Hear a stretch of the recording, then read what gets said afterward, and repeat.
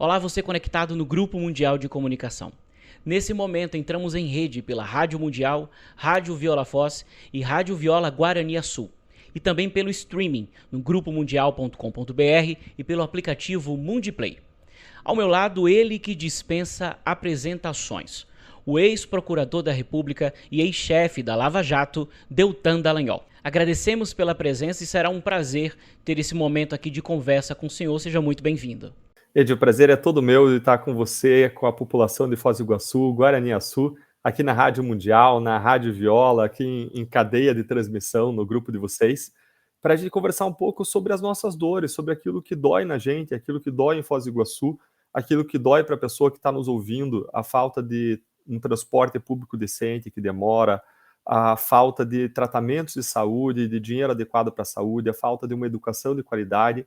E isso se relaciona muito, muito, muito com a corrupção e com o desvio de dinheiro público, e inclusive em razão de casos recentes que a gente viu acontecerem aí em Foz do Iguaçu. É um prazer, então, estar conversando sobre isso, para a gente falar não só sobre o problema que dói, mas para a gente falar sobre as soluções, qual é o caminho para a mudança. Muito bem, nós temos um dado impressionante que em menos de 24 horas o senhor conseguiu bater um recorde de segunda posição na vaquinha.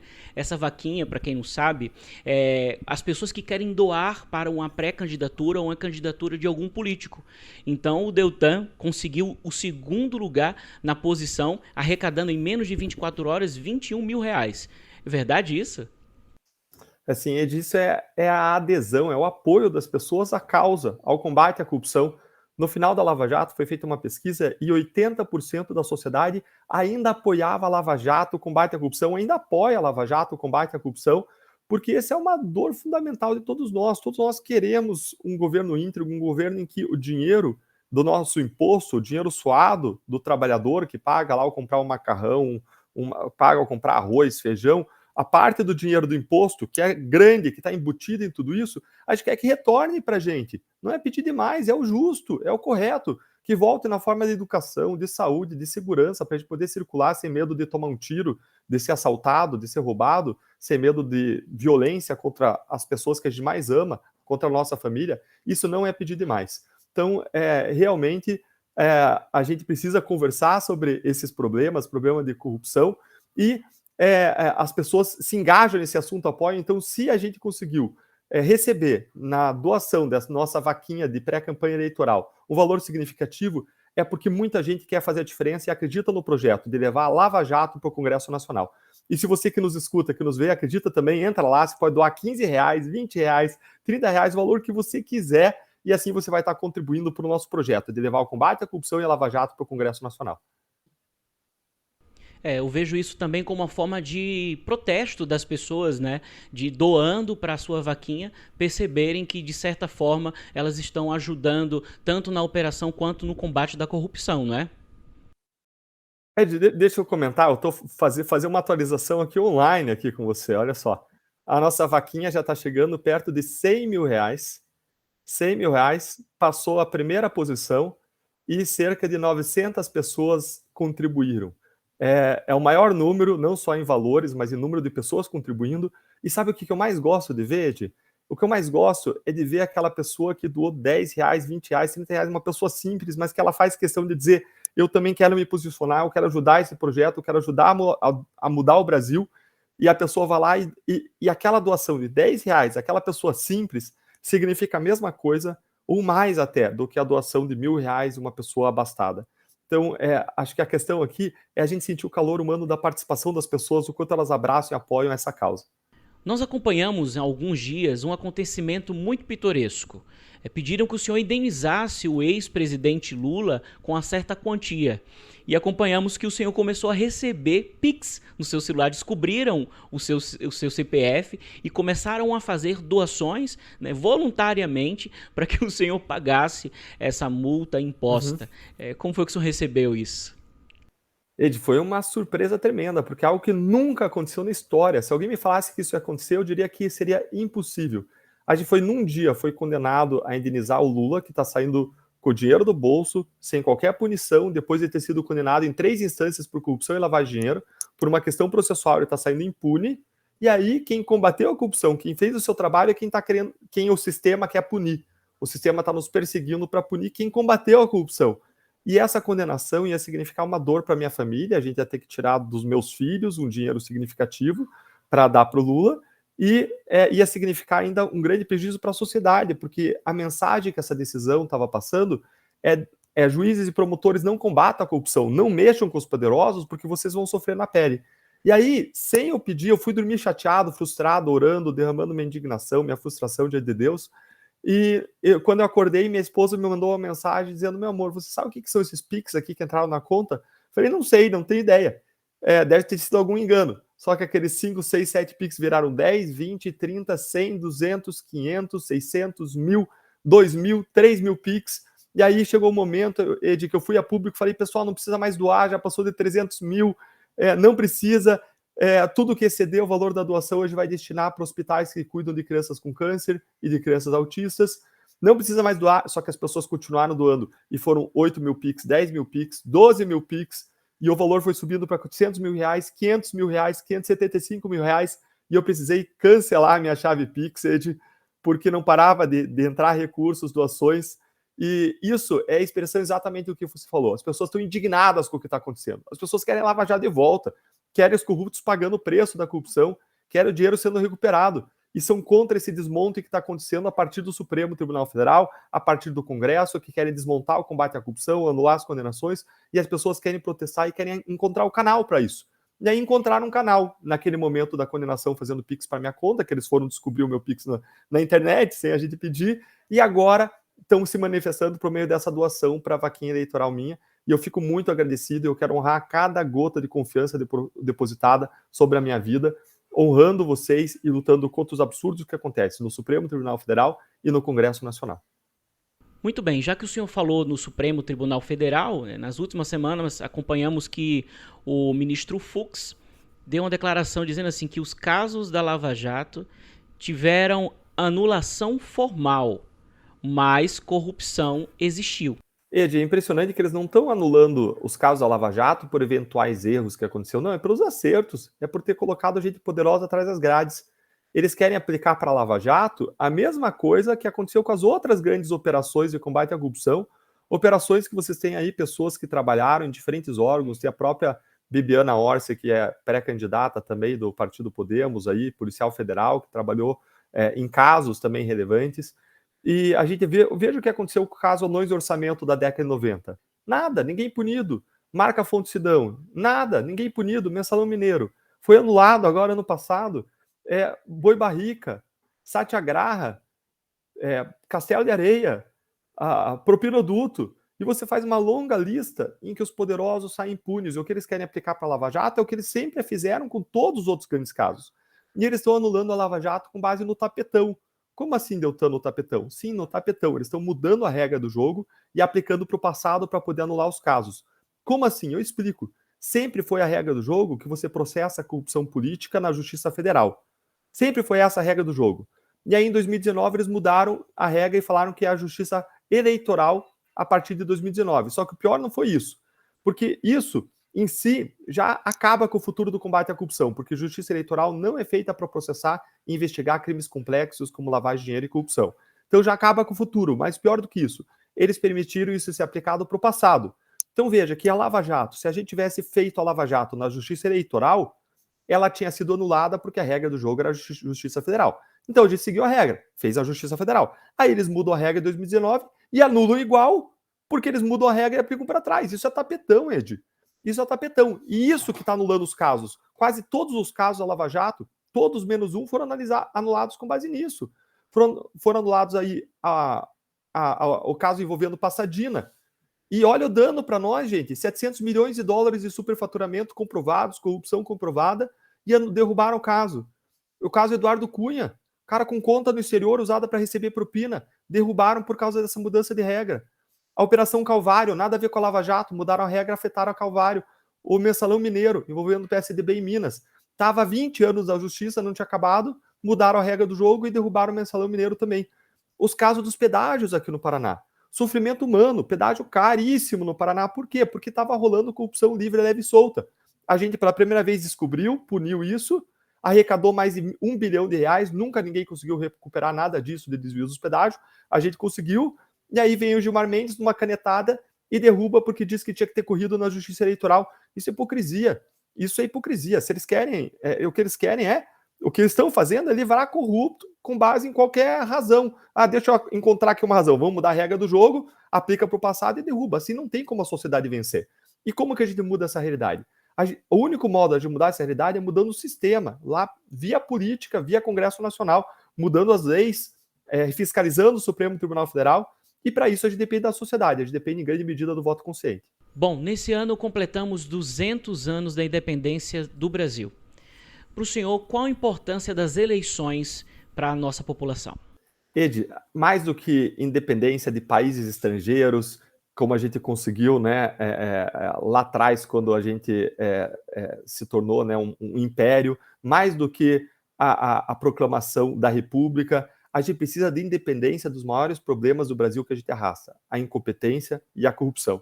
E tem gente que espera, a cada 4 anos, as Olimpíadas. Eu adoro ver as Olimpíadas e ver os brasileiros com uma medalha no peito. Tem gente que espera, a cada 4 anos, a Copa do Mundo. Eu adoro ver o brasileiro erguer aquela taça linda, dourada, em primeiro lugar, a gente ser campeão. Agora, a verdadeira vitória que a gente pode ter a cada 4 anos é nas urnas, contra corrupção e contra incompetência. Colocando gente lá preparada, que tem um compromisso com o combate à corrupção.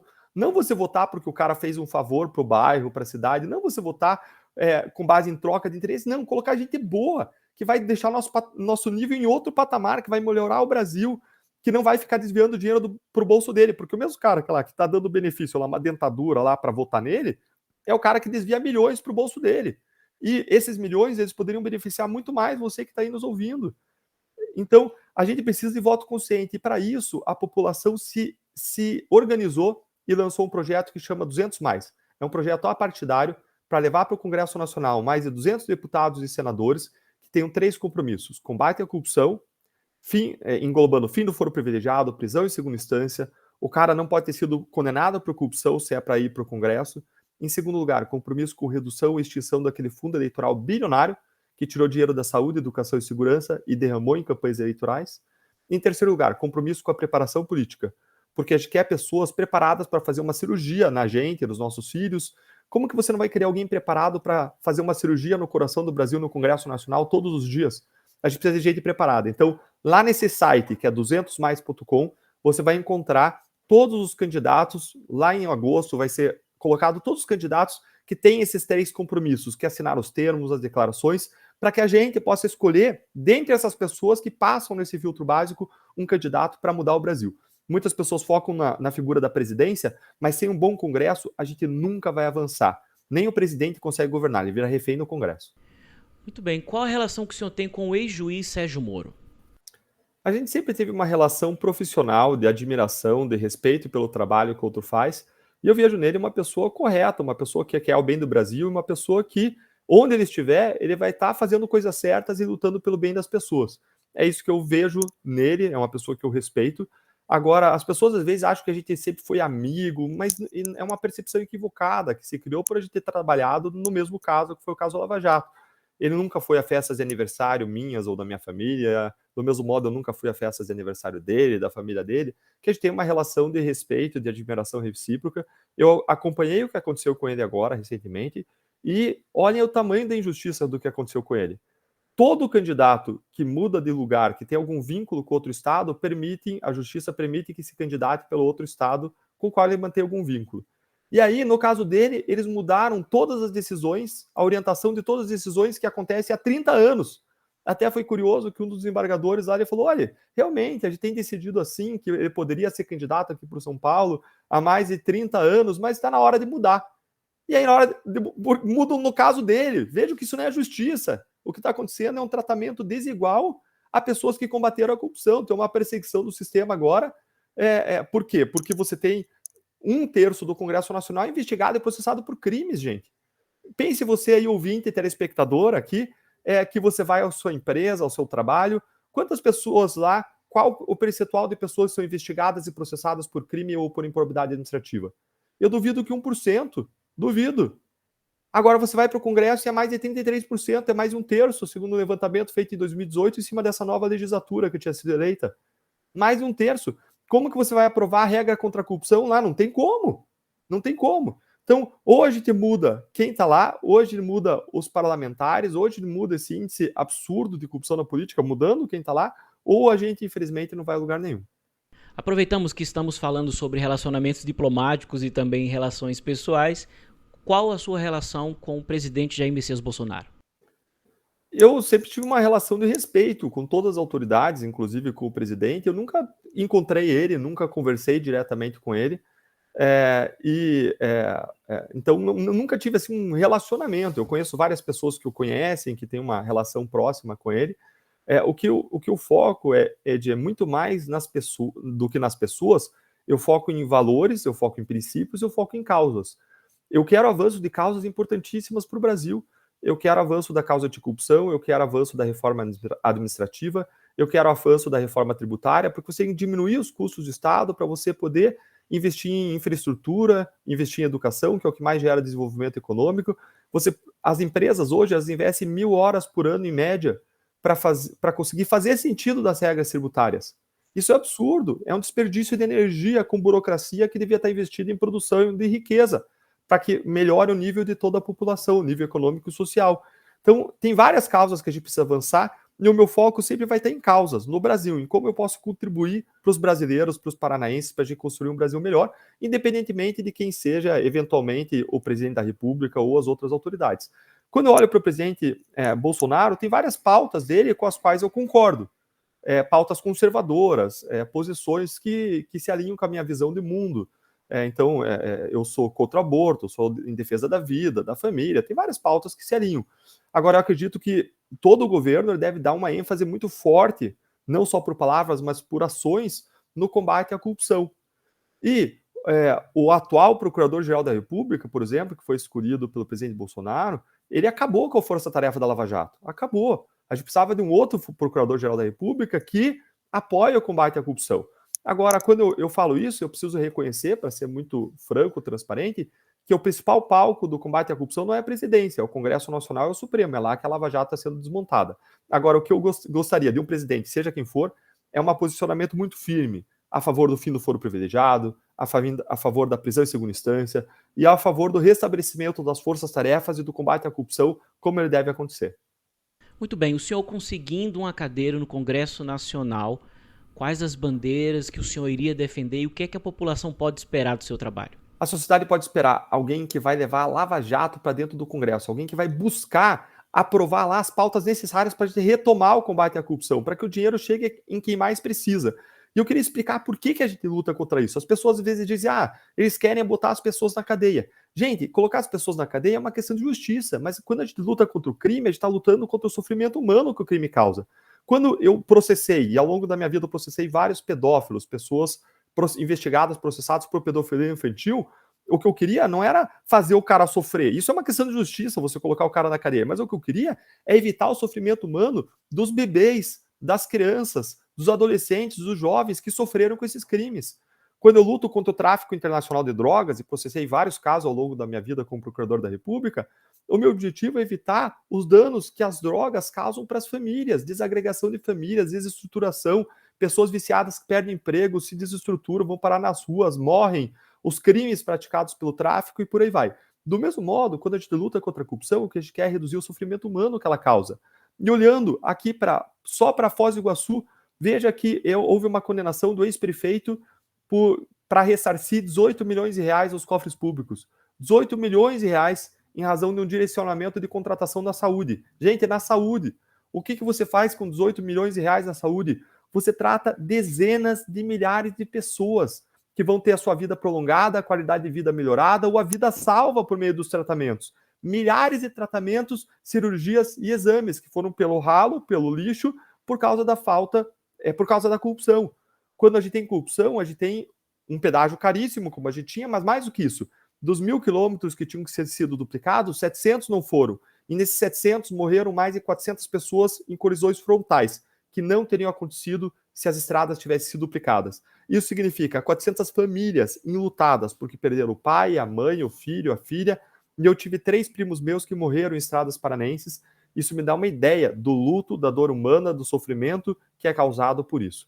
Então, a gente precisa acabar com a corrupção. E como que você acaba? Acabando com a impunidade. A impunidade reina no Brasil dos corruptos, reina. E a impunidade tem 3 grandes prejuízos. Ela, primeiro, incentiva a corrupção, faz o crime de corrupção compensar. Segundo lugar, ela permite que os corruptos continuem a nos governar. Basta vocês olharem para o Congresso e verem as pessoas investigadas na Lava Jato com prova de corrupção até o pescoço, seguindo nos governando em posições importantes. E, em terceiro lugar, a corrupção ela se retroalimenta, porque o cara que desvia dinheiro, ele reinveste uma parte do dinheiro na campanha eleitoral e consegue a reeleição com base nisso, em campanhas caríssimas, que fazem qualquer candidato parecer um anjo. Então a impunidade, ela perpetua a corrupção de diferentes formas, fazendo ela compensar, permitindo o reinvestimento da propina, e ela permite que os governantes corruptos continuem a nos governar e desviar dinheiro. E como que você resolve o problema da impunidade? Você precisa acabar com o foro privilegiado, que é uma proteção injustificável que protege os corruptos. Você precisa restabelecer prisão em segunda instância. Você precisa acabar com essas brechas na lei da prescrição, das unidades que são usadas para derrubar os casos criminais. Precisa mudar o sistema de justiça. Mas você precisa mudar os critérios de ingresso no Supremo Tribunal Federal. Precisa de uma reforma para mudar o Supremo. Mas a gente precisa de um Senado bom que fiscalize adequadamente o Supremo Tribunal Federal. Porque o Supremo Tribunal Federal começou a ser investigado pela Receita, alguns ministros, e eles mandaram uma ordem para a Receita parar, uma ordem ilegal e abusiva. E veja o que o Supremo tem feito em vários casos, no próprio caso do Daniel Silveira. Não vou defender o que o Daniel Silveira fez, ele falou besteira. Agora, o que eles fizeram foi entrar no modo de vingança e condenar por crime de palavra alguém que tinha uma proteção de imunidade parlamentar. Não pode. E condenaram com uma pena maior do que aplicada no mensalão aos políticos que comandaram o esquema de desvio de 100 milhões de reais. Faz sentido isso? É claro que não. Então a gente precisa mudar essa realidade. O que esperar de Deltan? Deltan vai lutar pelas todas as causas da sociedade. Eu vou lutar contra a corrupção, fim do foro privilegiado, prisão em segunda instância. Eu vou lutar por reforma administrativa, reforma tributária, reforma educacional. Sem reforma administrativa e tributária, você não tem uma receita necessária para você cobrir as dívidas brasileiras, para você reduzir juros. Reduzir juros é muito importante para dar um fôlego para o empresário poder trabalhar também.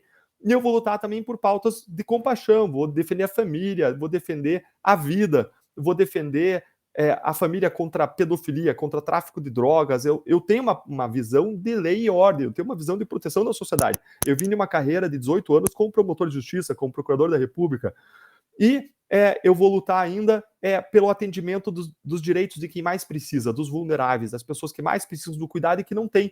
E vou ficar só num exemplo aqui. Crianças autistas que têm um direito a um tratamento de saúde na rede privada têm um atendimento de 20 a 25 horas semanais e precisam desse atendimento de mais de 15 horas semanais. Isso é o que pode garantir que crianças autistas se desenvolvam e consigam autonomia e não tenham que ter uma mãe, um pai do lado a vida inteira para fazer sua higiene pessoal, para comer, para tomar, para se vestir. Então você consegue hoje desenvolver muito as crianças autistas com tratamento intensivo e precoce. Sabe quantas horas o SUS dá? Não dá nem uma hora. Nem uma hora. Nós temos 2 milhões de autistas condenados a uma subvida por falta de tratamento adequado do SUS. Falta uma política de saúde eficiente para essa causa, assim como falta para outras. Então, Deltan é alguém que vai estar lutando pela sociedade, pelos direitos da sociedade, com uma visão de amor ao próximo, de compaixão, de justiça, isso é aquilo que me move, é a cosmovisão cristã de amor ao próximo e de serviço à sociedade. É isso que eu vou fazer lá. Muito bem, agradecemos a sua participação, doutor, e também já deixamos o convite para quando vier a Foz nos visitar aqui os nossos estúdios. Muito obrigado por sua entrevista, um grande abraço. Edi, eu que agradeço, prazer enorme estar com vocês, parabéns pelo jornalismo que vocês fazem, de conscientização, de cidadania, vai ser um prazer enorme estar não só em Foz do Iguaçu, mas também com vocês aí no estúdio, na sede, conversando, batendo um papo gostoso. Contem sempre comigo, um grande abraço e que a gente possa seguir junto fazendo a diferença. Queria deixar um último convite para as pessoas, se você quer se engajar em mudança, me segue lá nas redes sociais, eu estou sempre postando conteúdos de cidadania, como a gente pode fazer a diferença no país. Entra lá, eu estou no Twitter, no Instagram, no Facebook, no YouTube, não deixe isso para depois, entra lá, me segue, eu vou estar sempre postando porque eu acredito no Brasil melhor, porque eu amo o Brasil, amo as pessoas, foi por isso que eu saí do Ministério Público, onde eu tinha um cargo bom, eu tinha estabilidade, eu tinha segurança, era muito mais confortável para mim, para minha família ficar lá, mas se a gente quer fazer a mudança, a gente precisa hoje dar um passo de fé e ir ao Congresso Nacional para lutar por aquilo que a gente acredita como nação. Obrigado, Ed, um grande abraço a você e todos os ouvintes e telespectadores dessa super rádio mundial, Rádio Viola. Um grande abraço.